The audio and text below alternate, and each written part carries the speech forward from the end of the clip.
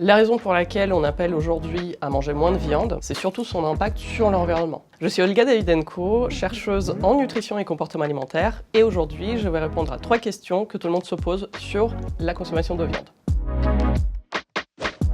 J'aimerais savoir pourquoi aujourd'hui il faut réduire sa consommation de viande. C'est l'un des gestes les plus efficaces pour réduire l'impact environnemental de notre alimentation. On estime que si on divise par 2 notre consommation de viande, l'impact carbone de notre alimentation serait diminué de 35%. Côté santé, il est aussi recommandé de diminuer sa consommation de viande et de charcuterie, car la consommation excessive a été liée à un risque accru de cancer par exemple. Enfin, il y a aussi l'enjeu éthique pour les animaux d'élevage intensif et leur bien-être.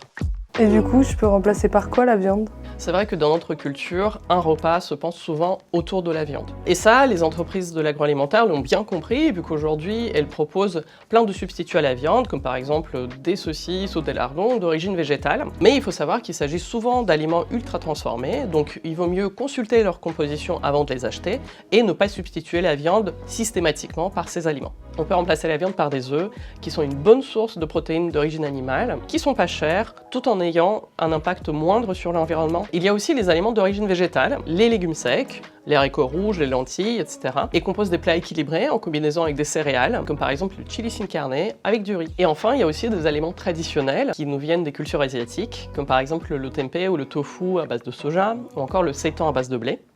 Et en diminuant la viande, est-ce qu'il y a des risques pour ma santé ? Il n'y a pas d'inquiétude à avoir. La viande est une source de protéines, mais il faut savoir qu'une grande partie de la population française mange déjà plus de protéines que ce qui est recommandé, y compris les étudiants. Au-delà des protéines, la viande est aussi une source de micronutriments comme le fer, mais d'après les estimations des scientifiques, on peut très bien réduire nos apports en viande, voire s'en passer totalement, sans mettre en péril notre équilibre nutritionnel. En résumé, le message à retenir, c'est qu'il faut diminuer sa consommation de viande. Ça ne veut pas dire que tout le monde doit arrêter de manger de la viande, il s'agit en fait d'un rééquilibrage pour amener plus de produits végétaux dans son assiette. Et ça, c'est pour votre santé, le bien-être animal, mais aussi pour diminuer notre impact sur le climat.